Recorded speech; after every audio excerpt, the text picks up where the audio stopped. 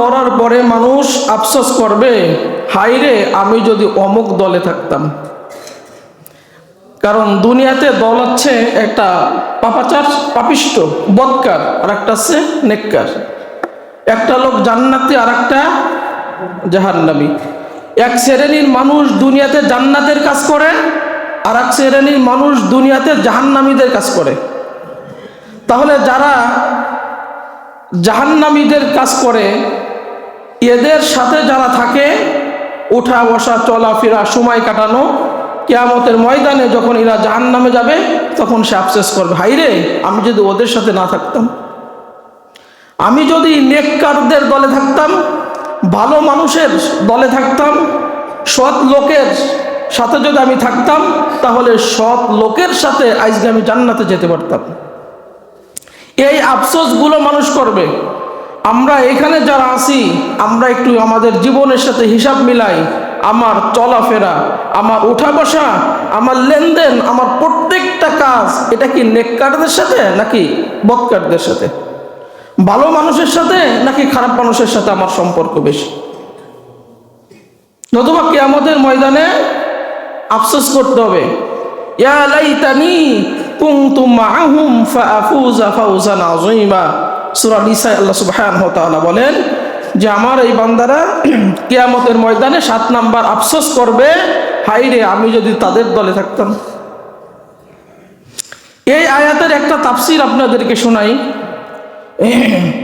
মুহাম্মদুর রাসূলুল্লাহ সাল্লাল্লাহু আলাইহি সাল্লাম যখন ইসলামের দাওয়াত দিচ্ছিলেন, যে জমিন আল্লাহর জমিনে আল্লাহর দিন প্রতিষ্ঠা করতে হবে, দিন কায়েমের জন্য, কোরআনের রাজ কায়েম করার জন্য, আল্লাহর বিধান আল্লাহর জমিনে প্রতিষ্ঠা করার জন্য মুহাম্মদুর রাসূলুল্লাহ সাল্লাল্লাহু আলাইহি সাল্লাম যখন কোরআনের দাওয়াত দিলেন,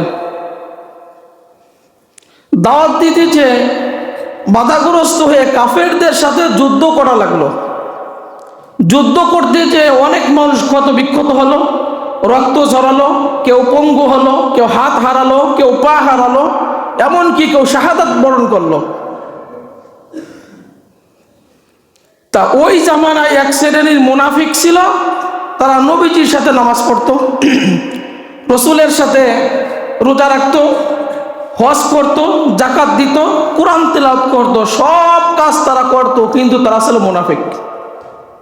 মুনাফিকদের কিন্তু সহজে চেনা যায় না, এরা সব ভালো কাজে থাকে, কিন্তু এরা হচ্ছে মুনাফিকি করে, মানে দ্বিমুখী আচরণ করে। মুসলমানদের সাথে থাকে, কাফেরদের সাথেও এদের সম্পর্ক। তাই এই মুনাফিক মার্কা লোকেরা চিন্তা করলো যে মুহাম্মদুর রাসূলুল্লাহ সাল্লাল্লাহু আলাইহি সাল্লাম এখন যুদ্ধের ময়দানে দিন কায়েমের জন্য লোক পাঠাচ্ছে, সেখানে অনেকে রক্ত ঝরবে, ক্ষত বিক্ষত হবে, হাত হারাবে, পা হারাবে, সন্তানগুলো এতিম হবে, শাহাদাত বরণ করবে। অতএব আমরা না যে ভালো কাজ করছি, মানে ওই মুনাফিকরা নানা তাল বাহানা করে ওই যুদ্ধের ময়দানে যাইতো না, দিন কায়েমের জন্য তারা যাইতো না, রাসূলের নির্দেশ মেনে তারা যাইতো না, বিভিন্ন বাহানা ধরতো যে আমার এই সমস্যা সেই সমস্যা, মানে এক এক বাহানা ধরে উদ্দেশ্য কি তারা দিন কায়েমের জন্য, কোরআনের জন্য, ইসলামের জন্য তারা মাঠে ময়দানে যাবে না। এই কাজ মুনাফিকদের আচরণ। মুহাম্মদুর রাসূলুল্লাহ সাল্লাল্লাহু আলাইহি সাল্লামের উপরে আল্লাহ রাব্বুল আলামিন সূরা নিসার এই 73 নম্বর আয়াত নাজিল করে দিয়ে বলেন যে কিয়ামতের ময়দানে আল্লাহ রাব্বুল আলামিন যারা ইসলামের জন্য জীবন দিয়েছে, রক্ত দিয়েছে, ক্ষত বিক্ষত হয়েছে, পঙ্গু হয়েছে, সন্তানগুলোকে যারা এতিম করছে, শাহাদাত যারা বরণ করছে, আল্লাহ রাব্বুল আলামিন কিয়ামতের ময়দানে এদেরকে যখন গুনাহগুলো মাফ করে জান্নাত দিবে, আর বলবে আমার দ্বীনের জন্য, আমার কোরআনের জন্য, আমার ইসলামের জন্য, দিন কায়েমের জন্য যারা জীবন দিয়েছে, ক্ষত বিক্ষত হয়েছে, পঙ্গু হয়েছে, তারা দলে দলে জান্নাতে যাও। এই সমস্ত মানুষ যখন দলে দলে জান্নাতে যাবে, তখন ওই মুনাফিকেরা ওই মরে গেলে কিয়ামতের ময়দানে তখন তারা আফসোস করতে থাকবে আর বলবে ইয়া লাইতানি কুনতু মাআহুম ফাআফুযা ফাওজান আযীমা। হায়রে আমরাও যদি তাদের দলে থাকতাম, তাহলে আমরাও এদের সাথে দলে দলে আল্লাহর জান্নাতে যেতে পারতাম।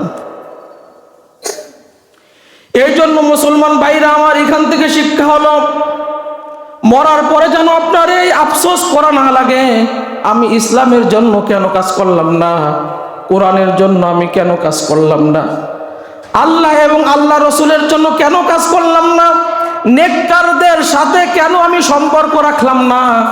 এই যে নেককাররা দলে দলে জান্নাতে যাচ্ছে, আমিও এদের দলে দলে জান্নাতে যেতে পারতাম, তখন আপনি হাজার আফসোস করলেও আপনার ওই আফসোস কোনো কাজে আসবে?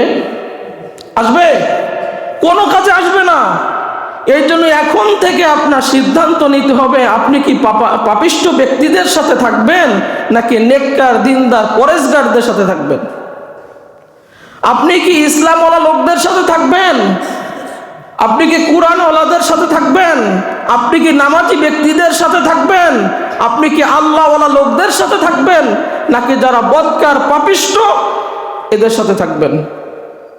যদি আপনার এদের সাথে সম্পর্ক বেশি থাকে, কিয়ামতের ময়দানে আফসোস করবেন আর বলবেন, ইয়া লাইতানি কুনতু মাআহুম ফাআফুযা ফাওজান আযীমা। হায়রে, আমি যদি এই নেককারদের দলে থাকতাম, আজকে ওদের সাথে আমি একই সাথে জান্নাতে যেতে পারতাম। এই আফসোস করতে হবে। এই জন্য আমরা এখন থেকে আমাদের জীবনগুলো সংশোধন করে নিই। এখনো আমরা যারা আল্লাহ বিরোধী লোক, যারা কোরআন বিরোধী লোক, যারা ইসলাম বিরোধী লোক, যারা ইমান বিরোধী লোক, যারা এদের সাথে আমাদের যাদের